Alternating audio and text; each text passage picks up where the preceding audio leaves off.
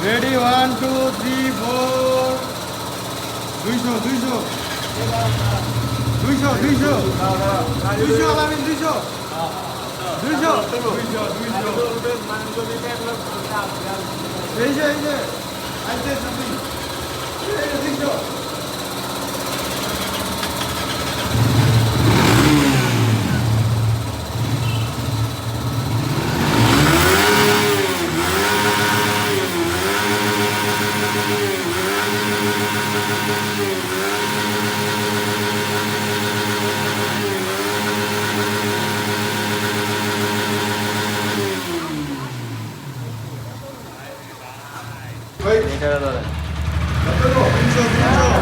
Speed ওইটা না সামনে সার্কেল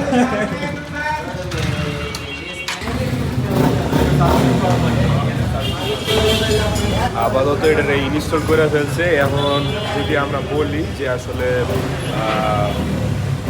যেই কাজগুলো আছে এখন যেটা হচ্ছে কিটটা খোলানো, এই কিটটা এখন লাগানো হবে। দেখেন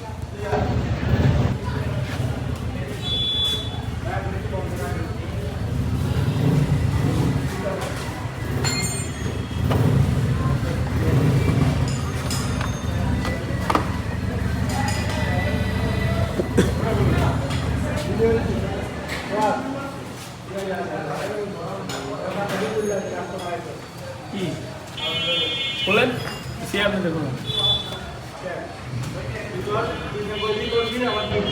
আরেকটা ব্যাপার হচ্ছে কি এটার মধ্যে পুশ ক্লিপ আছে অনেকগুলো, তো এই পুশ ক্লিপগুলো যদি না লাগানো হয় তখন অটোমেটিক ভাঙে যায়, নয়তো হচ্ছে এটা ফ্যারিংটা একটু ওচা থাকে।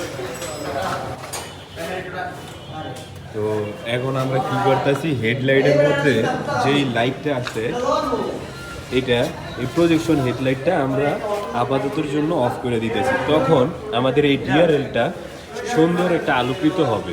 আর নিচে আছে ফগ লাইট। আমি ওই ভিডিওতে ফগ লাইটটা দেখাতে পারি নাই, কিন্তু এই ভিডিওতে আজকে সব কিছু বলে দিব। আজকে যে ভিডিওটা দেখবেন এটা সম্পূর্ণ এক্সজস্ট, তারপর হচ্ছে ফগ ইত্যাদি পুরা রিভিউটা দিব। তো চলুন আমরা দেখি সে কী করে, কীভাবে লাইন আপগুলা ঠিক করে।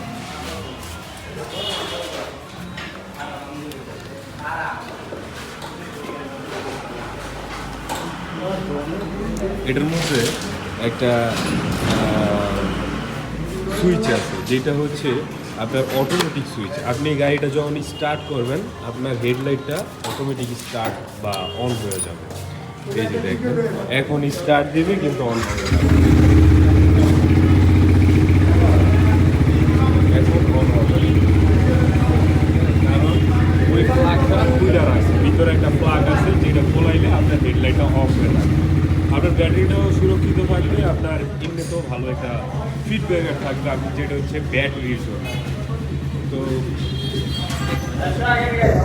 এর জন্যই বলি যে আসলে যখন আপনারা বাইকের একটা কোনো কিছু করবেন তখন অবশ্যই ভালো একটা ম্যাগনেসিয়ামের কাছে এটা করাবেন।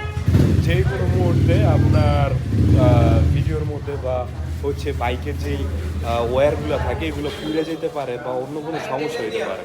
তো দেখবেন, এখন চলুন দেখি কি। সব কাজ শেষ হওয়ার পর এখন আমরা বনানীতে যাচ্ছি। তো বনানীতে আসার পর আমরা এই তো ভিডিও রেকর্ড করছিলাম, কারণ হচ্ছে কিছু ইউটিউবের মধ্যে আমি দেখতে পারেন যে আসলে স্টোরি দেই, তো এর জন্য আমরা ভিডিও মেক করতেছিলাম।